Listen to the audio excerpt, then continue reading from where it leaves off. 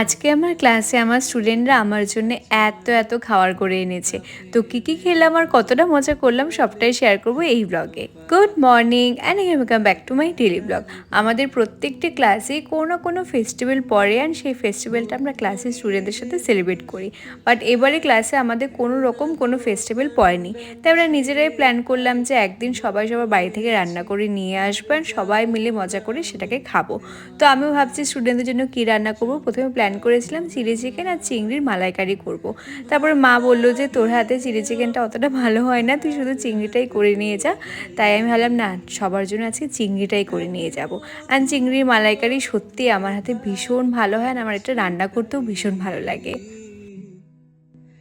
আমি বাউন্ডুলে ঘুরি, যে আমাকে বাসবে ভালো, তার আকাশে উড়ি।